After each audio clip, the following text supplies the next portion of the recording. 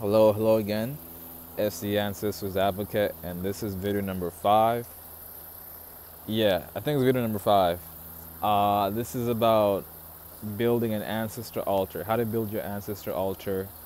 Also, it's going to be about what to say, what offerings to give. I was thinking, because I made a video about this already, if I could just cut what I said in that video and put it here. But let me go over everything all over again, because I'm making these videos in a certain way. I'm making these videos in a certain way, so let me just go over it. And I'm going to be very direct here because it's a specific course. So anyway, when constructing your ancestor altar, obviously one is something that will represent your ancestor. It could be a photograph of them, photographs of them, right? If you don't have any photographs, I have personally a painting I did, yeah, so just anything that could represent your ancestors. Visually, very helpful too. The other thing is to have the 4 main constructive elements of nature at the altar. So these 4 elements have to be present: the element of fire, wind, water, and earth. Element of fire, very simple. You can have your candles, right? You can have your candles. I don't know why I did that. But you can have, when you lit your candles, when you're doing your ancestor work and on veneration, that's the fire element. The earth element can be, for me, it's the bees. I use a beeswax candle, so the beeswax has earth elements in it. I used to use a flower pot or a plant pot, or even just some flowers at the altar. That can be the earth element. Soil is fine. Even pieces of your hair, you can have it somewhere on the altar as well, or their hair. But I'd say I would personally use my hair, right? And it comes out of the body, and your body has DNA in all of its structures. So I like to tend to think of DNA as sort of like a biological link. It holds a certain magnetism to spirits that contributed to, your DNA, which is your father, mother, great-grandfather, great-grandparents, so on and so forth. They all have a certain contribution to that DNA, so there is a certain magnetic link to that. Kind of like, a telephone line in a sense, right? Which is why when people are contacting or working with their ancestors, they're going to usually, or often, is spirits that come forth are going to be of their bloodline, right?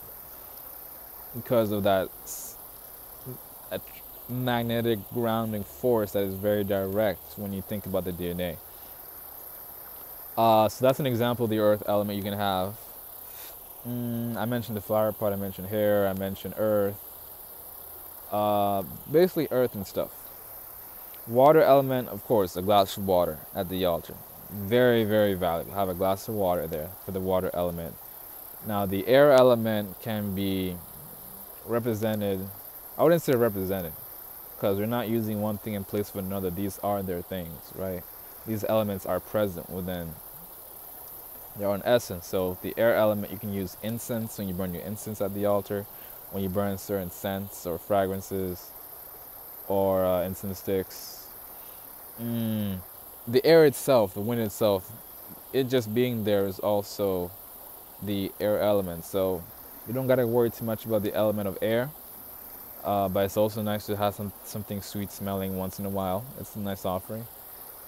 The element of space or ether, well, nothing to do with that. Space is everywhere at all times. That will be the 5th element, but we don't really have to do anything with that necessarily because it's always available. We just have to collect the other elements to where we're trying to set up our altar. And this is going to be where we have our photographs as well. I'm speaking to our North American audience mostly, right? Culturally, ancestor altars and shrines, they would be outside in nature. You know, the forces of nature or in nature are very much strong. There's a lot of life force out here. So it'd be very advantageous to have offering or have an ancestor altar out here in nature within a certain location. But I also understand that in North America there's winters, and I'm in Canada and it gets really cold. It's snowing for like half of the year. So outdoor activities or outdoor spiritual venerations like that within the openness of nature may not be very possible or very easy, especially if you're going to also throw in pictures as well. That might sometimes be a hindrance too. Yeah, so we can also do this indoors. Some will make a distinction that an ancestor altar is meant to be outdoors and a Boveda is something that we do indoors, both for similar purposes, but don't, how can I say this? Don't overthink any of this, okay? This is all still sacred work. This is all still divine work. It all still works. It all works. And it will all be appreciated by your ancestors as well. So have the 4 elements there at the altar. Have an image or painting that represents them of the altar. I also wanted to say one thing before I go ahead. Some of this spiritual activity and practices, I understand that a lot of people don't understand. Like I made a video. We went through that video of why this kind of stuff is seen as taboo or evil, demonic. So that can also sometimes be a hindrance, possibly when doing things outdoors or openly. So a lot easier socially to be tact and do it indoors. Although I'm not saying which one is a priority. I'm just looking at the path of least resistance here. The path of, you know, the most sensibility considering the circumstances or conditions or whatnot, or even accessibility as well. Being able to access an altar that's in your house is much more easier. If you own a backyard, and maybe it's easier to do it outside as well, and maybe if you're in a climate where it doesn't really snow, so you have the chance to go to the altar just about any day. Just about any day, it's fine. And you can even have 2 altars, one outdoors, one indoors, if you like. It's all up to you. But the presence of the 4 elements is, you know, is necessary. The other thing we need to get into is offerings. So what offerings are great for the ancestors? One, of course, is food. I give food a lot. Any food I eat, I put at the altar. Yeah, any food I eat, I put at the altar. So I just, you know, take a share of what I was eating and, you know, set it aside, leave it at the altar for my veneration. Foods that they like, you may have in cashew nuts, fruits, right? All kinds of nuts, the elders like nuts, coffee, you know, just, you know, generous, delicious gifts, pretty much. And food is the very fundamental offering. It's great because food has life force energy from nature, so that's also, you know, within the context or within the language of communicating with life and giving life to things. And there's definitely life force within the food, within the essence of the food, or fruits or whatever. Well, same thing, right? It is very important to have an offering at the altar. I wouldn't just connect with the ancestor and not have anything for them to receive, especially because when you pull down a spirit or when you request the attention of a spirit, it can consume a certain amount of energy for them to come from where they are to this dimension, to a level where, you know, they can have an impact in our awareness, where they can show up in our dreams, where they can show up within, or even move things around us for us in physical life, you know, like maybe life situations, you want to get a job, whatever, you know. For their involvement and their presence, it can consume a certain amount of energy or life force for them to descend or take the elevator from where they are and come down here. I'm using up and down because that's within our understanding. it helps us to visualize and picture what's going on, right? So it's very, what word am I looking for here? Yeah, it's common courtesy, you would say. It's common courtesy to have something for them at the altar. Even, you know what, even when you bring guests over to your house, you like to accommodate them respectfully too. You like to, hey, you want a drink, you want something to eat. That's just common courtesy. They made their mission all the way to your place, took in time, took in energy. Now they're sitting with you. You're going to just stare at each other's faces all day. You're just going to have a talk. Nah, have a little something. So that stuff is good. That's also within the context of what I'm saying. But it's within this, understanding. It's not just because of common courtesy. It's also because of the energetic transaction and the integrity of that, what it costs. So it's also good to honor that. Otherwise, it's possible your ancestors will even tell you, hey, you been calling us down here, we coming down here, but there's nothing for us. This shit ain't free like that. You know what I'm saying? So definitely, please show appreciation. Don't be greedy. Don't hog this kind of stuff. Give offerings. Okay, and I gave you examples of some offerings you can give. Yeah, the next video will be about talking about the code of ethics and conduct when it comes to an altar and that kind of stuff. I want to stick to the basics right now. I'm sticking to offerings. Even cigarettes are offerings as well. You don't necessarily have to smoke it. You can just leave it at the altar. That's also good. One thing I also want to touch on, I think, before I forget. Man, this bee loves to be around me right now. What else did I want to say? Oh yeah, you can also ask your ancestors what they would like to have, in case you don't know. In case you can ask them and they will tell you. They may show you. I'll also go into different ways that ancestors can communicate back with you in another video. Another thing I wanted to touch on is, if you know your great-grandparents and so on and so forth, what songs they liked, what food they liked, you can prepare those things also. It's really nice if you know details of their lives, if you're close, to know, oh, she likes her apple pie like that, oh, she likes her tea made this way, or those things are very strong. When you're able to get specific details like that, they're very strong, because like I said in the previous video, they're very sensitive to their tendencies, live off, or they may flow with their tendencies a lot. If you're able to present things that they tended to like, they tend to, well, English, not just what they tended to, but they still may tend to, because they still exist.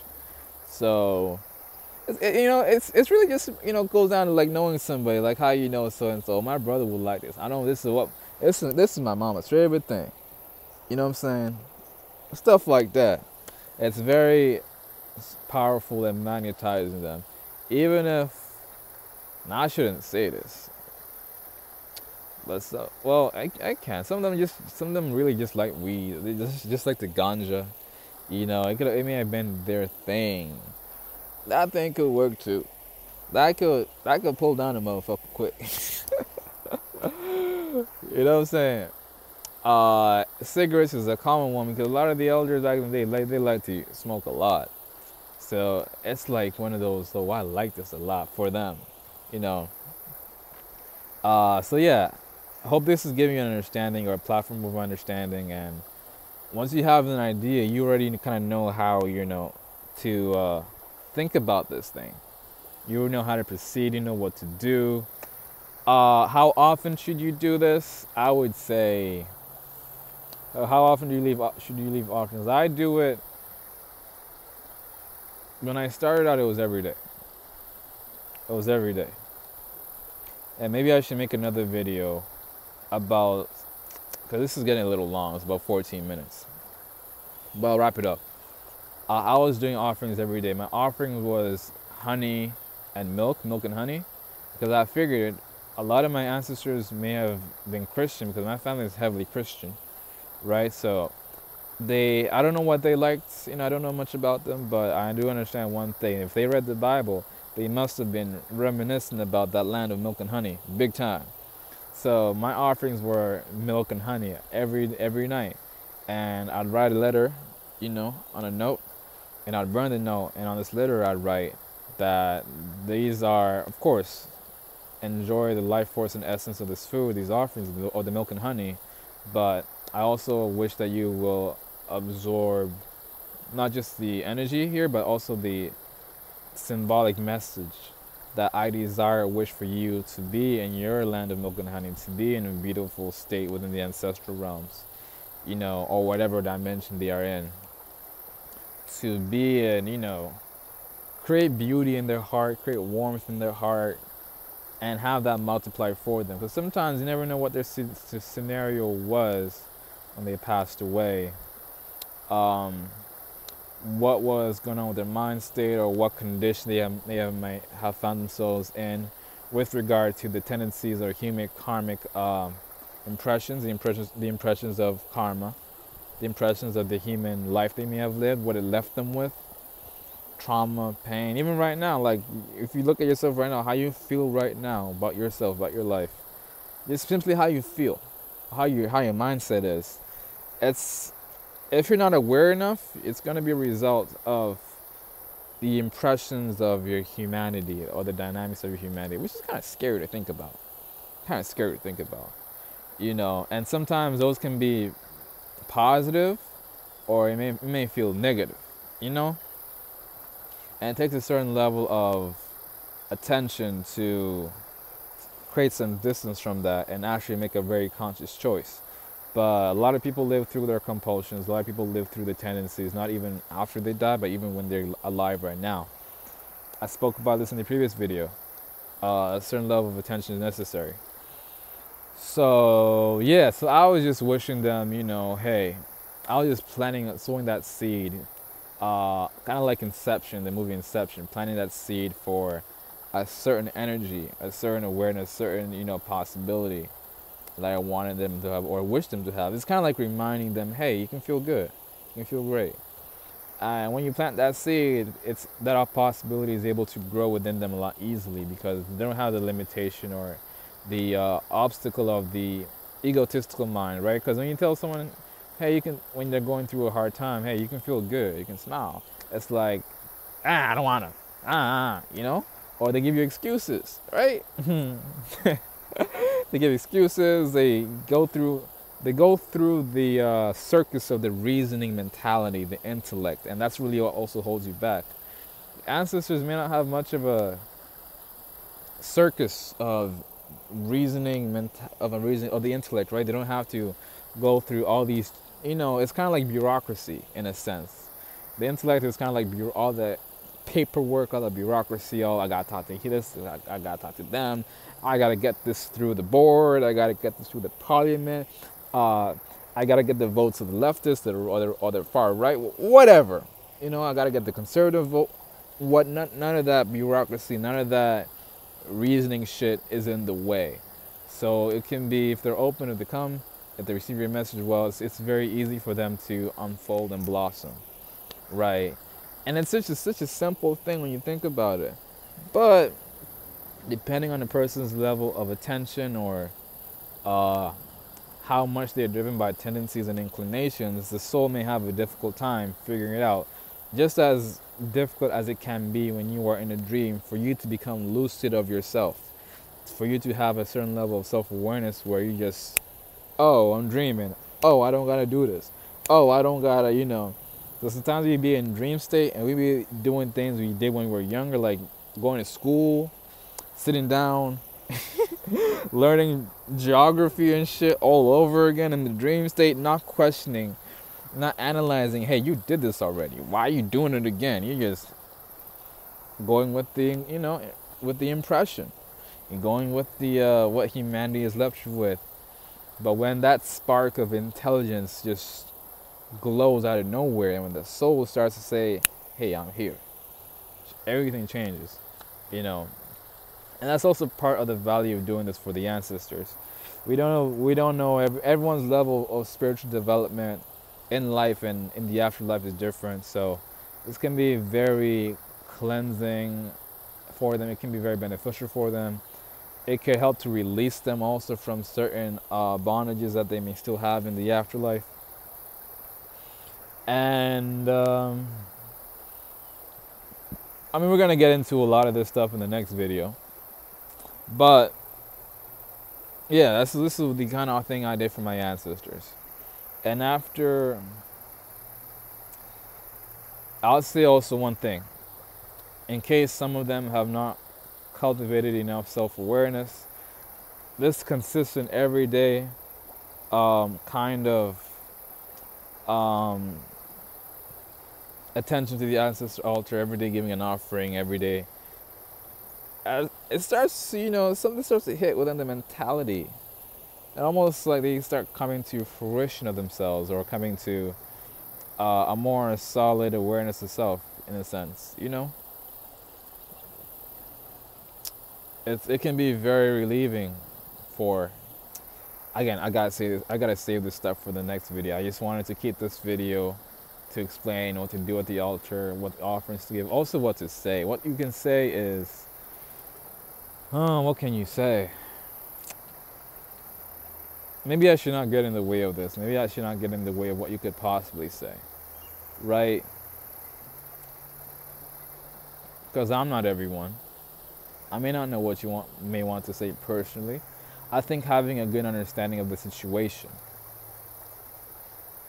what you hope they can get out of it, what you hope that you personally could get out of it is good. That's the base. Also, don't ask your ancestors for things necessarily like right when you just started initiating contact with them. Give them a breather. Give them a couple of days where you just give offerings, where you're just there for them before you start asking for shit. Have that kind of courtesy too. Because some people are too quick, they just jump the gun. Some people have that same old religious mindset. And I wanted to make this a shorter video, but I really gotta say all this stuff. I have to explain it all. Some people have that religious mindset when they're with, their version of God in their head, and they were like, always begging, always requesting, demanding. Have some culture. Have some grace about yourself. Have some pace, some elegance with how you go about this process. Don't be, oh my goodness. Don't bring your survival instinct to this shit.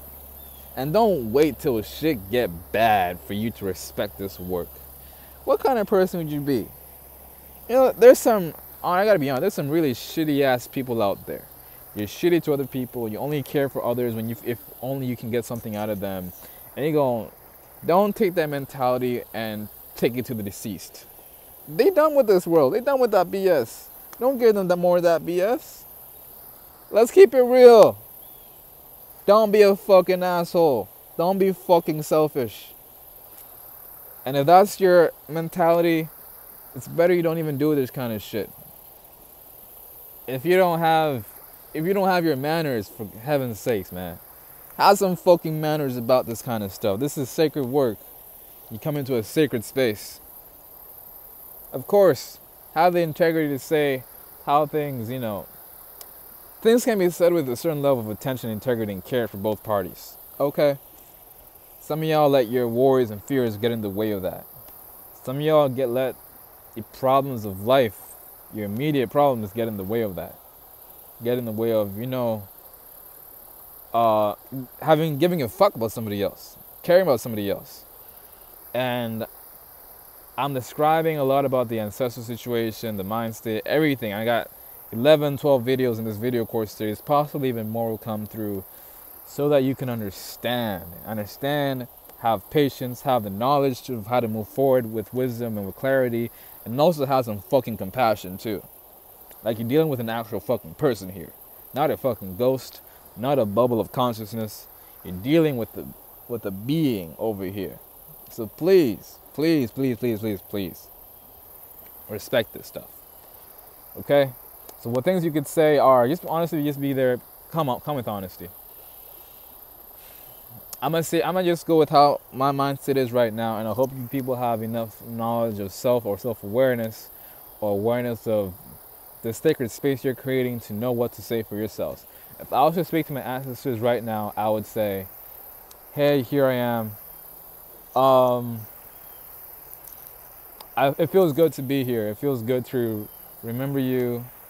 It feels good to think of you and to consider you as a part of me, as a part of the continuum of life. To know that life does not end with physical death, that you still have a presence and an existence. And I'm trying to respect that, and I'm trying to make touch with that, and we make touch with you wherever you are. I had these offerings here at the altar. I got some cookies. I got some peanuts. I like cake. I don't know who don't like cake, so ancestor, here's some cake for you too. Enjoy your life with the cake. The life force is for you. The food afterwards is for me. After 16, 18, 24 hours, I'll collect some of these items and eat them, especially if they're very perishable. Things like fruit can stay longer, but some cooked food, we don't last, because I'm on earth and things will decay, things move on, so I got to eat it after, at least within 24 hours, I got to eat it myself. But for now, the essence is for you. Enjoy it, ancestors. I just want to give y'all a treat. I want to let you know that you are loved and remembered, and anything you need, I have the construct of the 4 elements here, so your spirits, your essence can be nourished, or receive whatever you require from these elements in the presence of the 4 elements. Even if you only need these to simply have a presence here, if that's why the 4 elements are required, then I have them here for you. And yeah, that's all I wanted to say. I'm about to go about my day or about my night. Your guidance is always appreciated. Your help is always appreciated, and love y'all always. Done. Let's say something like that. I wish you heavenly feelings, heavenly states, wherever you are. Please enjoy your highest possibility, my dear ancestors. Something like that.